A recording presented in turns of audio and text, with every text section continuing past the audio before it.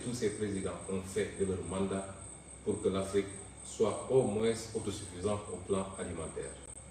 Le monde entier subit de plein fouet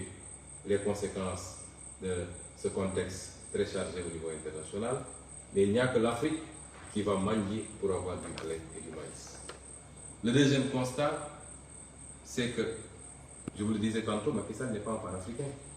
Parce que comment pouvez-vous comprendre que ce même Macky Sall asphyxie le Mali, qui est un pays frère, un pays voisin? Je voudrais rappeler à beaucoup d'Africains qui ne connaissent peut-être pas tellement cette histoire, qu'au lendemain des indépendances, le Sénégal et le Mali ne faisaient qu'un dans ce qu'il était convenu d'appeler la Fédération du Mali. Et cette Fédération du Mali a tenu jusqu'en 1962 avant d'imploser. De part et d'autre du Mali et du Sénégal, vous retrouverez les mêmes ethnies, les mêmes peuples, les mêmes cultures. Le Mali et le Sénégal et le Mali.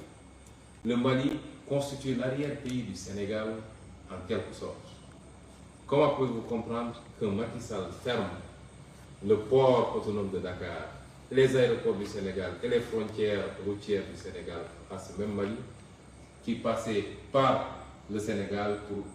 réaliser l'essentiel de ces importations? Au-delà du fait que c'est une attitude criminelle, c'est en même temps l'exécution d'une commande de ces maîtres occidentaux qui veulent, par la pression, par l'asphyxie, amener le peuple malien à se soulever contre le régime qui est en place. Un panafricain ne peut pas agir comme ça. Un président de l'Union africaine ne peut pas agir comme ça. Macky Sall n'est pas un panafricain. Tout cet activisme dont il fait montre depuis quelque temps ne vise qu'un seul objectif: lui donner un repli international à la fin de son second et dernier mandat. Puisqu'il sait très bien que le Sénégal ne lui permettra pas d'exercer un troisième mandat, tant les deux premiers ont été catastrophiques, mais également il n'y a aucune base constitutionnelle pour un troisième mandat de Macky Sall. Aujourd'hui, il fait du tape-à-l'œil pour demain avoir une plante au niveau des institutions internationales, ou alors, si ça se tournait beaucoup plus mal que cela, pour pouvoir être recueilli et accueilli dans une de ces puissances étrangères. C'est le seul objectif visé par ce tapage de Macky Sall, mais ça n'a rien à voir avec l'intérêt, ni avec l'intérêt de l'Afrique. S'il est allé en Ukraine, c'est parce que ses maîtres occidentaux, et particulièrement la France, lui a demandé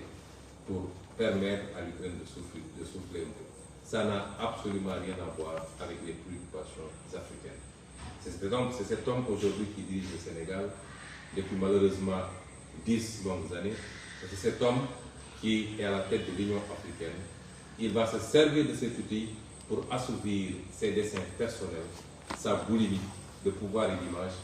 mais absolument pas les réformes en profondeur dont l'Afrique a besoin et qui tournent autour d'un seul maître mot: la souveraineté. La souveraineté de l'Afrique, l'indépendance réelle et effective de cette Afrique. Macky Sall ne sera jamais le champion de cette préoccupation africaine et particulièrement de la jeunesse africaine. Mbokki Sénégal, maa ngi leen di nuyu. Wax naa léegi nii damaa doore tey gulee sama waxtaan ci kàllaama nasaraan ndax dafa bëri suñuy mbokk fépp ci Afrique yoo xam ne saa suñu génnee wax danañu bëri ñuy bind di ñaxtu daal ñuy di sàkku ci ñun ñu leen di sédd tuuti parce que ñoo ngi suivre la ñuy def yëpp. rax si doole nag ci li ñu bëggoon wax tey am ci lenn lu ndaw loo xam ne dafa concerner Afrique, dafa dépasser suñu frontière ñun Sénégal. loolu moo waraloon ñu dooree tey suñu waxtaan ci kàllaama nasaraan. la ñu bëgg a wax nag ci suñu làkk mooy waxtaan ak mbokki Sénégal doore ko ci li xew mooy woo lañ leen ci ab rassemblement bu mag a mag a mag. yéen ñépp ngeen jógandoo génn, ñépp dëppoo ni gisaguñu ndaje bu ni mel fii Sénégal bu dajale lu toll noonu ci ay doomi aadama, te du ci kenn koo xam ne dañ laa jox xaalis wala ñu neexal la wala ñu tegal la ay car jox la xaalis boo fayee transport ña andi seen car te bëriwuñu ndax dégg nañ ñu naan rassemblement national fu ne la di jóge ci Sénégal déedéet ñëw ñi jóge ci région yi ñëw symbolique la woon waaye ñëpp xam nañ ni bu ñu bëree ba bëri gëmmu ni dépassé nañu 200 personnes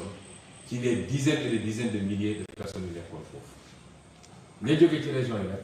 jox ñu leen car jox ñu leen paas ñoo dajale seen xaalis jël seen car dikk loolu di lu rëy te dalal suñu xel ci ni ñun ba ñuy dugg ci politique li ñu mbëbbatoon mooy fexe ba am de vrais militants et de vrais sympathisants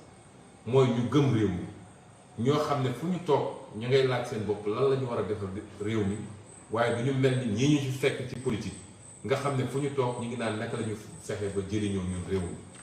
loolu dafa mel ni ma ngay bëgg a sotti te yëg-yëg bi nit ñi am nañ ko rawatina nag ndaw ñi loolu ñu wane keroog ca mercredi bi dafa taalaat li xale yi naan cuuraayu dëmm ndax gaa yi mel ni ay dëmm yu jëfoo fi mu toll nii déggante démb ak tey mbóot yépp génn nañu ku nekk ngi caw-caw yi ku nekk ngi mbéj-mbéj wax ji bëri na la ci ëpp nag ay saaga la ak ay menaces waaye balaa may ñëw ci ñooñu damay wax ni génn bu njëkk mooy génnu seen njiit ñoom muy Macky Sall ñun suñu bëggee waxtaan ak sénégalais fii la ñuy waxtaan ak sénégalais jaarale ko ci média wu fii wala ñu def suñu live waxtaan ak yéen waaye Sénégal moo am président boo xam ne saa su bëggee wax lu war a soxal sénégalais yi day dem ba ci tubaab yi wala mu woo média tubaab yi ne leen ñëw leen Sénégal bu ko defee mu làkk ak ñoom ay tubaab nga xam ni kii waxut ak Sénégal waaye ñii nga xam ne ñoo ko ngemb ci nasaraan yi ñoom lay waxal waxul ak sénégalais yi ndax li ëpp ci sénégalais yi dégluwuñu tubaab dégguñu ko bu baax ba di ko tal di déglu ñaareel bi mooy génnam ñëpp dégg nañ ko waaye génn gi dañ cee jàngat lu bëri bu ci njëkk mooy moom mooy digal conseil constitutionnel ndax moom bu demee ba ne nii lay demee un point un trait xam nga saa suy wax xol lay waxee ak jaay doole moo tax ma yàgg leen wax ni ku mel ni moom jaayante doole ak moom rek moo koy sotal ba keroog yàlla di tànn diggante moom ak ñun ndax président du ne nii lay demee un point un trait waaye li gën a yéeme gannaaw bu ñu nee moom mooy digal conseil constitutionnel Pape Omar Sakho ak ñi mu àndal Macky moo leen naan def leen ñu def Antoine Diome moom jarul sax may wax luy wane ni amuñu justice ci réew mi justice bu indépendante amul justice politique lañu am boo xam ne dañ koy digal muy def waaye li gën a yéeme ci wax ji mooy tiit gi mu tiit dem dugal na ko mu wax loo xam ne safaan wala ndax nee na une liste qui n'est pas paritaire n'est pas une liste qu'on peut admettre un point un trait waaye ñun Yewwi Askan Wi amuñu problème parité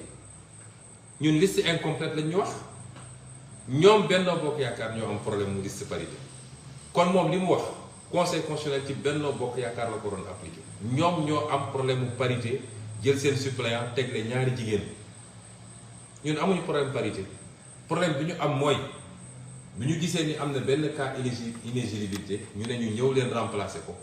ñu dem remplacer ko ñu ne juum nañu ndax ki ñu ko remplacer ñu ngi woon déjà ci liste titulaire yi suñ ko génnee donc foofu liste bi matul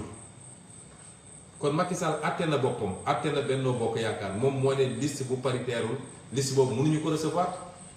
conseil constitutionnel def njombe bu toll nii ak lâcheté mooy nu ma ko mën a tuddee ci olof ba nga xam ne dañoo dem làqatu ci arrêté ministre de l'Intérieur depuis quand la justice se cache derrière un arrêté du ministre de l'Intérieur pour décider kon lii mbokk yi firndeel na ni li Sénégal yépp xam mooy Yewwi Askan Wi dañ koo tooñ bu ne fang waroon annuler liste Benno Bokk Yaakaar jàllale ko loolu léegi feeñ ne ba ñépp xam nañ ko te Macky Sall mu ci boppam nangu na ko moo tax li ci des mooy bañ ak xeex ak ñoom loolu nag lañu door mercredi bi war koo gën a dëgëral nag dinaa ci ñëw ci sama deuxième partie intervention waaye dama ne cuuraayu dëmm jolleeti na ñépp ngi génn di wax yi nag dama ciy segg wax yi ba ci jiitu mooy ay menaces nit dem na ba ne nañu faat bakkanu Ousmane Sonko doo mës a dégg procureur yëngatu doo mës a dégg mu wax du ko woo te ku ko waxoon ci opposition bi heure bi yaa ngi kaso lii firndeel na jeng bi justice jeng moo tax il faut ñu jàmmarloo ak justice ndax justice bu demee ba jeng kenn amatul devoir naan day déglu les décisions de justice kenn amatu ko suñu waxee ñu ne waaw la justice s'est prononcée donc la loi s'applique à tout le monde naka la ñu mënee jàpp ay nit ñu sàcc xaalisu réew mi justice ne du ma leen téye ñu jàpp ay nit ñuy ruxus xaalis justice ne du ma leen téye ñu jàpp nit ñu yor ay armoire ay néeg yu fees dell ak xaalis justice ne du ma ci wax nit taxaw saaga ethnie entière justice ne du ma ci wax te loolu mun na taal réew nit taxaw ne dem leen faat bakkanu jàmbur justice ne du ma ci wax moo ne sëñ Abdou Bara Dolly bi li mu wax moo gën a néew téeméeri junni yoon tey ñu ngi ko tey yóbbu ko ci kaso justice amatul ci réew mi ñun ñoo war a jël suñu responsabilité parce que justice su demee ba jeng peuple bi moo war a taxaw jàmmarloo justice justice bu demee ba nekk le bras politique d'un parti politique et d'une famille devoir la ñu résister devant cette justice depuis 1 an et demi je vous ai dit résistance c'est un droit constitutionnel constitution ci boppam moo ne face à l'injustice chaque Sénégalais a le droit de résister loolu du insurrection du coup d'état waaye loolu lu war la may wax ni ñun ay menaces yëngaluñu ça nous fait rire d'ailleurs waaye dañuy jël au sérieux la ndax ñi ñu ko seqal ay assassins lañu jaaxle nañu jaaxle boo xam ne tey suñu munoon faat bakkanu Ousmane Sonko def nañ ko li koy firndeel ma nettali leen lu ndaw barki dem bi ñuy dem ci manifestation bi dama génn dugg ci oto Waly Diouf Bodian ñu dem ba ci yoon bi ma ne ko ubbil toit ouvrant bi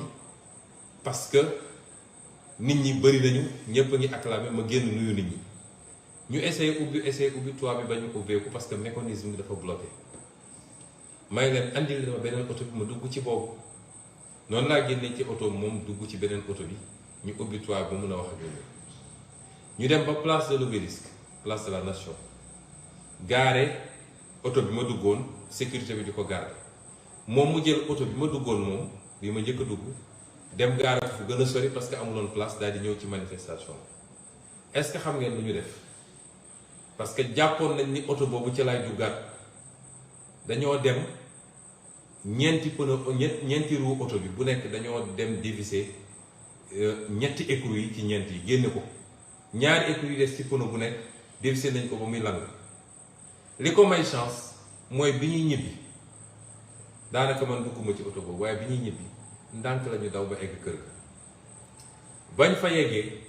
muy dem dégg oto bi def bruit bu bëri mu woo mécanicien bi ne ko oto bi am na lu ci nekk xam naa moteur bi mécanicien bi ñëwee xool ne ko yow est-ce que gis nga oto bi li ci nekk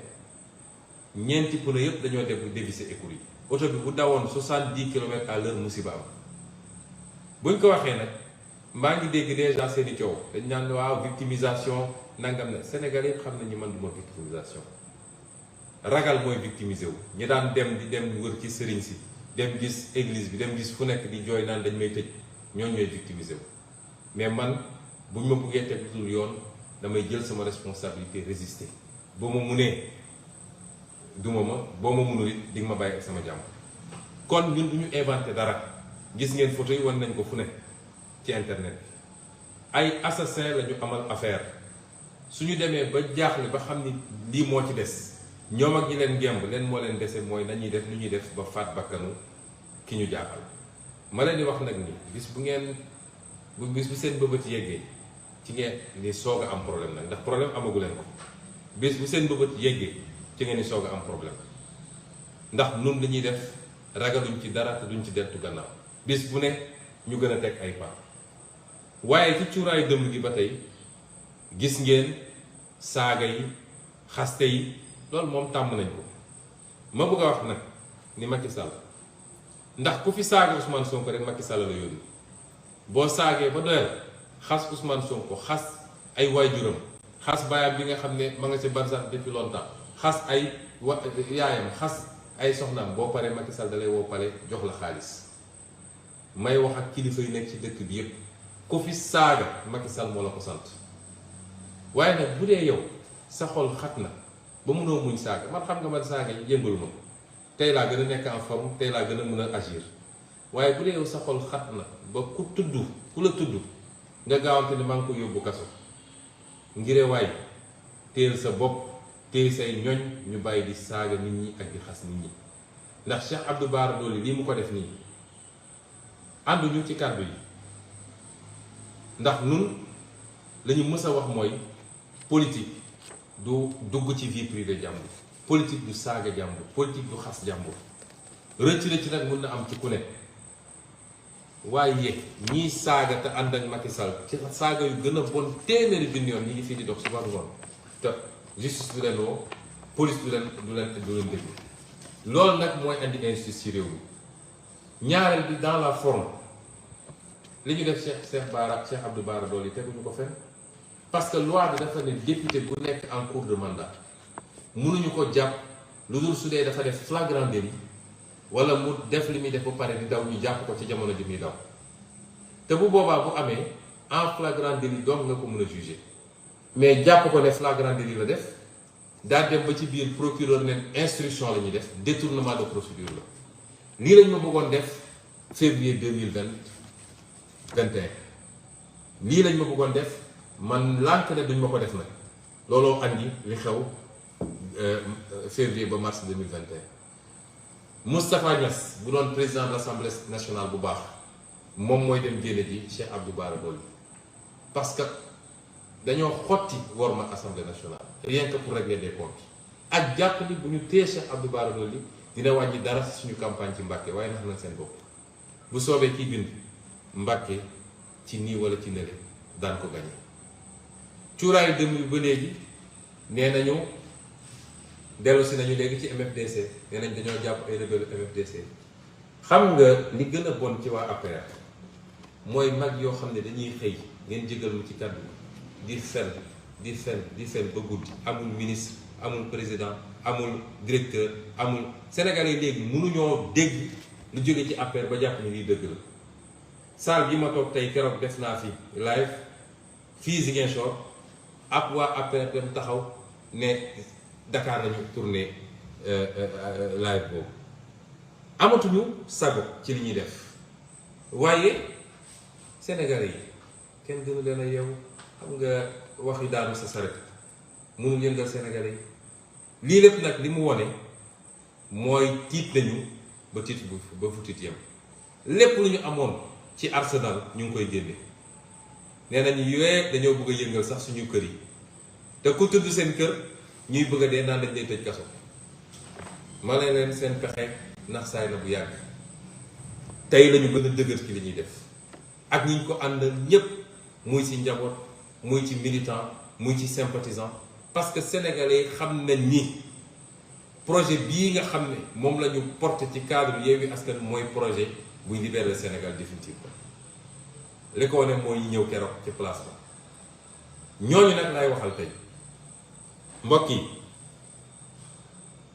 Macky Sall xam na ni yoratul réew mi xam na ni moom wéet na ci pouvoir am fii mu toll nii nguuru Ablaye Wade sax bi muy daanu mel woon nii kan moo nekk autour de Macky Sall à part ay saagakat wax leen ma kenn ku sénégalais di may nopp ku nekk autour de Macky Sall koo xam ne mun na wax sénégalais yi ne gongo dara desul ci Macky Sall dara réew mi yoratu ko te xam na ko loolu ñu liggéey nag liggéey ko ci anam yu métti ba tey jii loolu la ñu war a yeggali ci jàmm ak salaam bu dee Macky Sall bëgg na jàmm ak salaam moo tax ñu ne leen fi mu ne nii lu ne def nañ ko pour gagner la bataille psychologique yow militant bi lay waxal yow sympathisant bi yow sénégalais lambda li nga xam ne ñëw nga keroog ci place de l'Obélisque parce que démocratie nga bëgg a défendre parce que avenir du Sénégal nga bëgg a sauver yow laay waxal la ma la bëgg a wax mooy ñoom def nañu tout pour gagner bataille psychologique bi wax nañu ñëpp ni ku fa dem dinañ la dóor ku fa dem dinañ la rey jàpp leen seen doom yi ñoom yóbbuñu seen doom lu leen ñu wax ko manifestation bi dañ ko infiltrer waaye yow mii ñëwoon ci place de l'Obélisque ak yow mii amoon yéene ñëw te am ngànt yéen ñëpp won ngeen Macky Sall bi seen méthode yooyu nga xam ne méthode bolche KGB yooyu méthode diversion ak méthode xoqatalaate yéen démystifier ngeen méthode yooyu moo tax ngeen ñëw teew bu ko tere woon di ngeen teew bu ko autorisé teew ngeen ñu leen di wax nag ni bataille psychologique boobu ba léegi ca la ñu nekk yi ñuy wax nii yépp ci bataille psychologique la xaste saaga joxe information yu dara taxawul jàpp nañ fii diw ñu ngi doon waaj a def lii loolu yépp pour décourager leen pour ñu démobiliser wu la dañuy wax nag ni Sénégal am na départ sénégalais mën na am départ mais léeg-léeg arrivé bi mooy problème ñu wax leen ni nag li tax ñu lancer appel ne ajjuma bii di ñëw dinañ defaat mobilisation mooy xeex bi dooragul